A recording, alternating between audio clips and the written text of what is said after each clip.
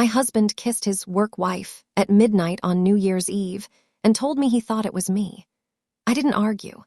I just forwarded the video to his HR department and watched his entire life burn down before the first week of January was even over. I never liked the term work wife.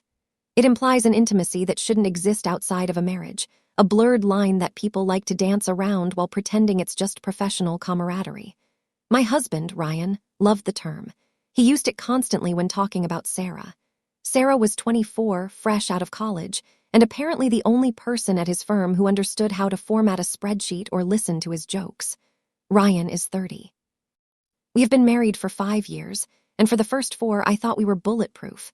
We were the couple that our friends pointed to as the example of doing it right. We bought the house. We adopted the dog. We planned the vacations. But the last year hasn't been a partnership. It has been a slow, agonizing slide into feeling like the third wheel in my own marriage, a ghost haunting the hallways of a life I built while my husband lived another one entirely. The red flags didn't wave all at once. They were small at first, little comments that pricked my skin like a needle, leaving tiny wounds that I ignored until I was bleeding out. 6 months ago, we were sitting at the kitchen table going over our budget. It was a Tuesday evening, usually our time to sync up on the week. I wanted to put more money into our retirement accounts because the market was volatile. Ryan wanted to buy a new luxury car because he felt he deserved an upgrade after his promotion. It was a standard couples argument, the kind you have 100 times, until he dropped the hammer. He sighed, a long, exasperated sound that signaled he thought I was being unreasonable, rubbed his temples, and said, "You know, I was talking to Sarah about this over coffee this morning, and she thinks I'm right. She's actually really smart with money. She thinks you're being too conservative with our portfolio and that we should enjoy our liquidity while we're young." I froze, my fork hovered halfway to my mouth. "You're discussing our personal investment portfolio and retirement strategy with your junior associate, a girl who probably still has student loans." "She's a friend, Op," he snapped, cutting me off before I could finish. "God, don't be so sensitive. She just gets my perspective. She understands the pressure I'm under to look the part at work. Why do you always have to make everything into a jealousy thing?" That was the first time I realized he valued her opinion over mine. It wouldn't be the last. It was the moment the foundation cracked, just a hairline fracture, but deep enough to let the rot in. Then came the late nights. Ryan is a senior manager at a tech consulting firm. Long hours are part of the gig, I get that. I signed up for that. But suddenly, project deadlines became a nightly occurrence. He would come home at 9 p.m. or 10 p.m., smelling of mints, always mints, as if trying to mask something, and exhaustion, claiming they were grinding out a proposal for a new client. I trusted him. I had no reason not to. I was the supportive wife, keeping his dinner warm in the oven, asking how his day was, only to get monosyllabic answers. Until one Tuesday when he said he was pulling an all-nighter at the office. "Don't wait up," he texted. "The team is swamped." I felt bad for him. I made him a lasagna, his absolute favorite, the one with the bechamel sauce that takes 3 hours to make, and drove it downtown to surprise him at 8 p.m. I thought I would be the hero wife bringing sustenance to the troops. The office was dark. His car wasn't in the garage.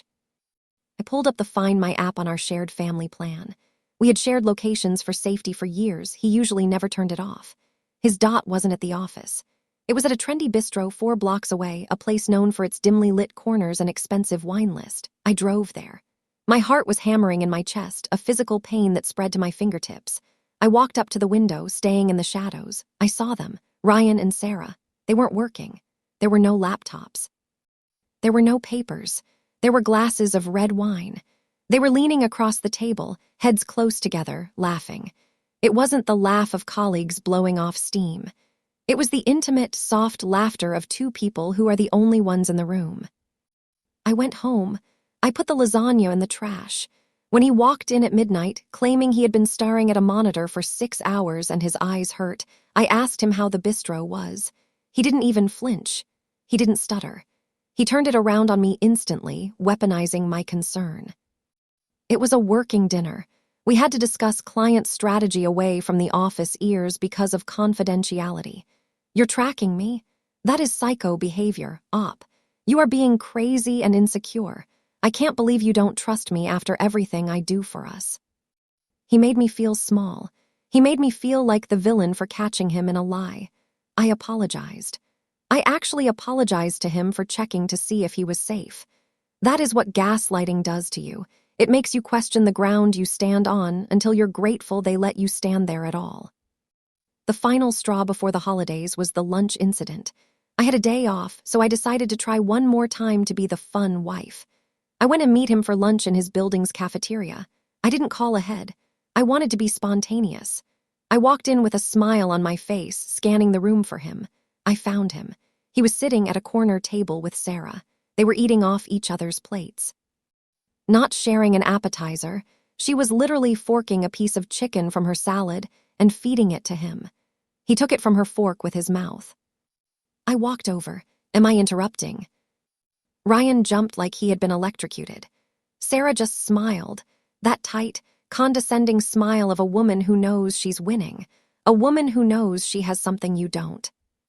Up, what are you doing here? Ryan snapped, wiping his mouth with a napkin, looking around to see if anyone saw me. I came to have lunch with my husband, but it looks like you're already being fed. He stood up, grabbed my arm tight enough to bruise, and walked me out of the cafeteria. You are embarrassing me, he hissed in the hallway. Showing up unannounced, making a scene. Sarah is going to think you're unhinged. You need to leave. Now go home. I went home.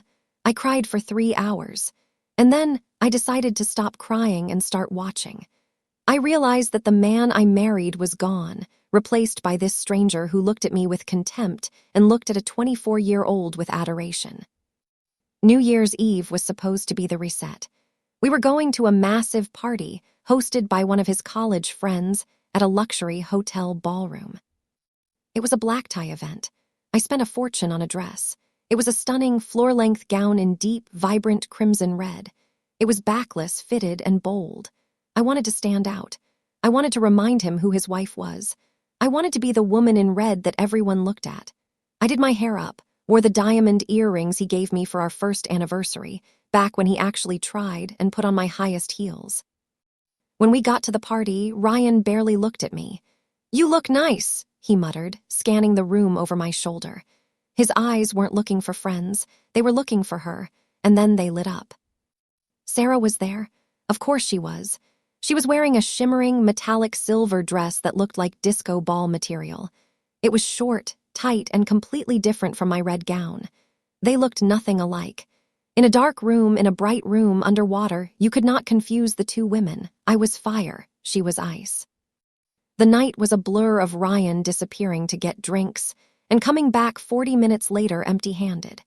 I spent most of the night talking to my best friend, Jessica, who knew about the issues and was sticking to me like glue. Jessica was my rock. He's trash, Jessica whispered as we watched Ryan laughing with Sarah across the room, his hand lingering on her lower back a little too long. You need to leave him. Look at them. It's disrespectful. I know, I said, sipping my drink, feeling the alcohol burn my throat but not numbing the pain. But I need proof, undeniable proof. Otherwise, he'll gaslight me until I think I imagined it. He'll say I'm crazy. I need something he can't talk his way out of. At 11:50 p.m., the DJ announced the countdown was approaching. The crowd surged toward the center of the dance floor. Waiters passed around champagne. The lights dimmed. I found Ryan. I moved to stand directly in front of him. I wanted that midnight kiss. I wanted to reclaim my territory. I wanted to give him one last chance to choose me. He smiled at me, clinked his glass against mine. Almost time, he said. He looked handsome in his tuxedo, and for a second my heart ached for the man he used to be. At 11:58 p.m., Sarah appeared. She didn't walk up to us. She tripped into our circle, giggling, holding a half-empty bottle of champagne. Oops, so crowded, she laughed, squeezing in right next to Ryan. She was practically vibrating with energy. The countdown started.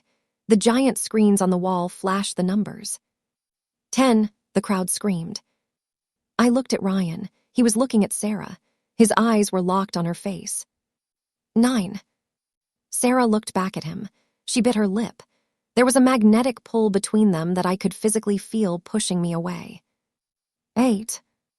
I reached for his hand. He pulled it away to check his watch, pretending he didn't feel my touch. 7, 6, 5.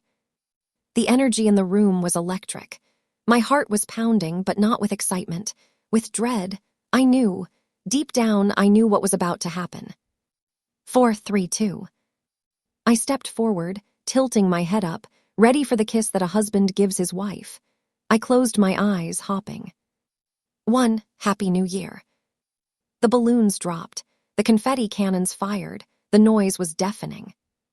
And Ryan didn't kiss me. He turned to his right. He grabbed Sarah by the waist. He pulled her body flush against his, and he kissed her. It wasn't a friendly peck on the cheek. It wasn't a caught-in-the-moment accident. He grabbed the back of her head with his hand, tangling his fingers in her hair. He mashed his mouth onto hers. I saw tongues. I saw passion. I saw a man kissing the woman he actually wanted, the woman he had been wanting for months. They stayed locked together for 10 solid seconds. The room didn't go silent. The music was still blasting Auld Lang Syne, and people were cheering. But my world went silent. It was as if sound had been sucked out of the universe. I stood there, a statue in a red dress, watching my husband make out with a woman in silver. I felt like I was watching a movie of someone else's tragedy. Jessica, standing next to me, gasped audibly. She already had her phone out to record the balloon drop. She caught the whole thing. The camera was rolling. The evidence was secured. Ryan pulled back. He looked dazed, like a man waking up from a dream. He looked at Sarah, who was giggling and wiping his lipstick off her mouth. Then, slowly, he turned his head and looked at me. His eyes went wide. The realization hit him. The alcohol fog cleared for a split second. He looked from the silver dress to the red dress. He looked at my face, which must have been a mask of pure horror. He stumbled back, almost tripping over a confetti pile. "Up!" he shouted over the music, reaching out a hand. "Up, wait!" I didn't wait. I didn't scream. I didn't throw my drink in his face, although God knows I wanted to. I turned on my heel and walked through the crowd. I pushed past people hugging and celebrating. I grabbed my coat from the check, walked out into the freezing January air, and called an Uber. My hands were shaking so hard I dropped my phone twice before I could confirm the ride. I went home. I didn't sleep. I sat on the edge of the bed in the dark, still in my red dress, listening to the silence of the house. I thought about the last 5 years. I thought about the sacrifices. I thought about the work-wife jokes I had tolerated. I thought about the lasagna in the trash. He came home at 3 a.m. He tried to come into the bedroom. I had locked the door. He banged on it for a few minutes, mumbling something about being sorry before passing out in the guest room. The sun came up on January 1st. A new year, a new life. I walked into the guest room at 8 a.m. He was asleep, snoring, still wearing his tuxedo shirt, unbuttoned, drool on the pillow. His iPad was sitting on the nightstand, charging. Ryan is smart, but he is also arrogant. He changed his phone password a month ago, claiming security updates required by the firm. But he never changed the iPad password because he only uses it for streaming movies on planes, or so he said. I typed in the code, 1234, it unlocked. I went to iMessage, it was synced. My hands shook as I scrolled. It wasn't just a crush. It wasn't just flirting. It was a full-blown emotional and physical affair that had been going on for 4 months. The timestamps, the photos, the explicit details, it was all there. Sarah, Deck 20, I miss your hands. Ryan, Deck 20, I miss your everything. The bed feels empty when it's just her. She's so boring compared to you. Sarah, Deck 31, 4 p.m. What are you wearing tonight? I'm in silver. Find me at midnight. I want to start the year with you. Ryan, Deck 31, 4:05 p.m.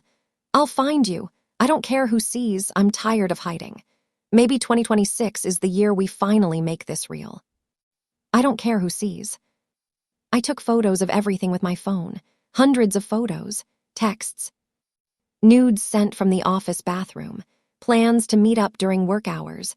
receipts for hotels charged to his personal card that he told me was for client expenses. Then I went to the closet and retrieved my suitcases. Ryan woke up at 9 a.m. to the sound of a zipper closing. He sat up, groggy, his eyes bloodshot, hair sticking up in every direction. He looked at me, standing there fully dressed, then at the suitcases. "Babe," he croaked, his voice rough from the alcohol. "What's going on?" "I'm leaving," I said calmly. "Or rather, you're leaving, but I'm packing up the valuables first so you don't pawn them." Wait, he scrambled out of bed, nearly falling over, trying to pull his pants up. "This is about last night, isn't it? Honey, listen to me. I was blackout drunk. I swear to God.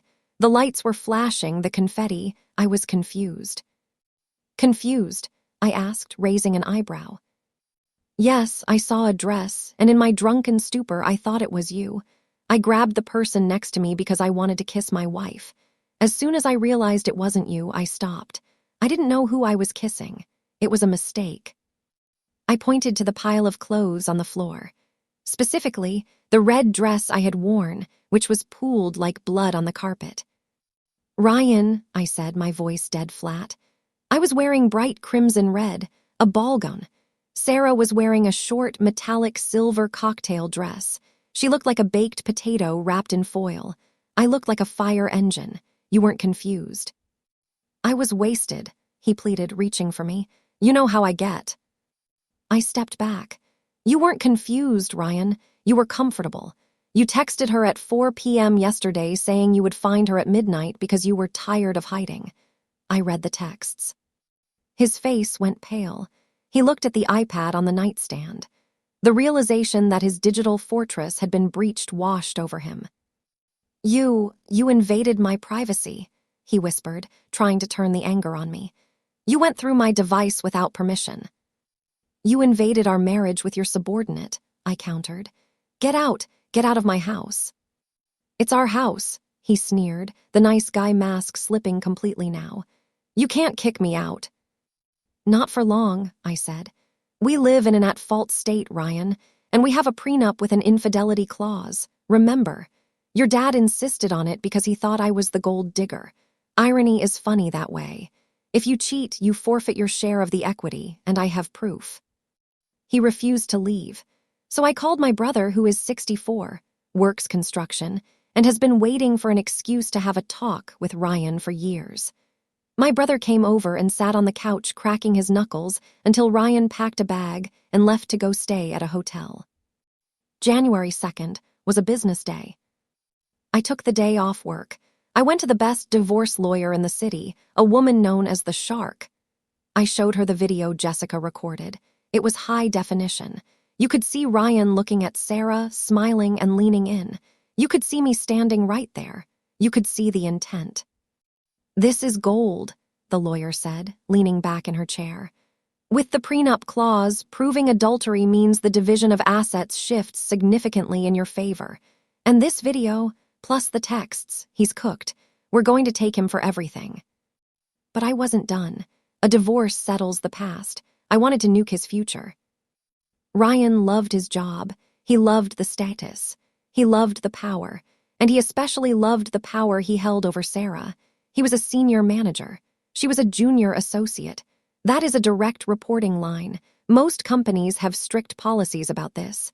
His company had a zero-tolerance policy. I worked in HR for 3 years before switching careers. I know the handbook better than he does. I know exactly what triggers an immediate investigation. On January 3rd, I composed an email. To Vice President of Human Resources, Director of Operations. Subject: formal complaint regarding gross misconduct and fraternization. Ryan last name.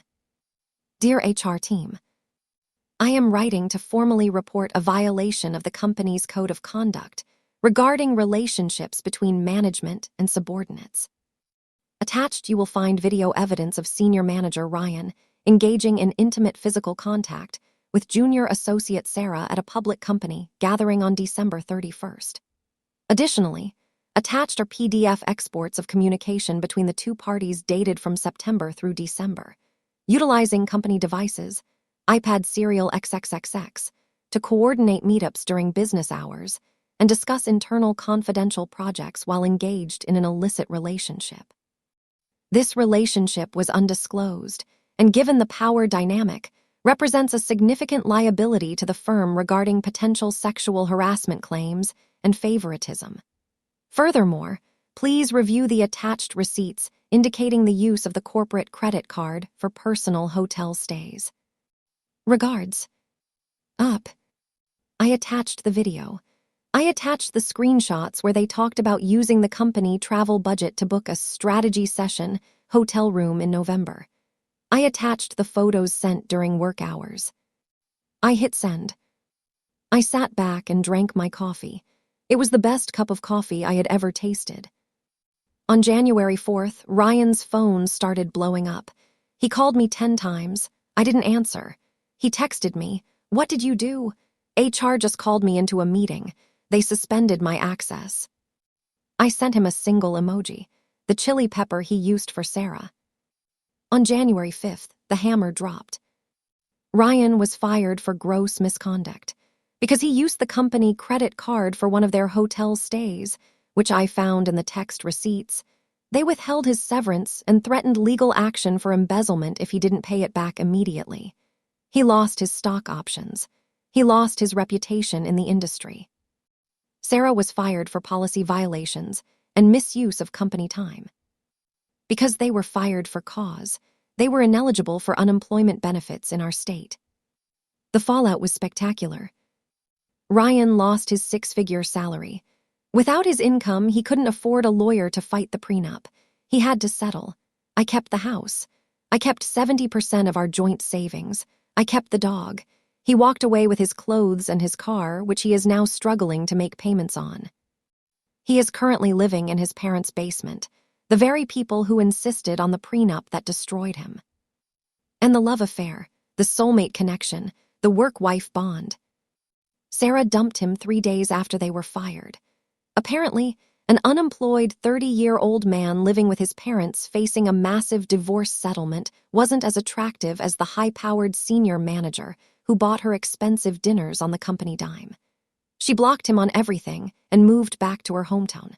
She threw him under the bus in her exit interview, claiming he pressured her into the relationship because he was her boss. I saw Ryan yesterday. I was driving my car, the one I kept, and I saw him walking out of a grocery store carrying a frozen pizza. He looked tired. He looked old. He looked like a man who realized that the grass isn't greener on the other side. It's just AstroTurf painted over a septic tank. I didn't honk. I didn't wave.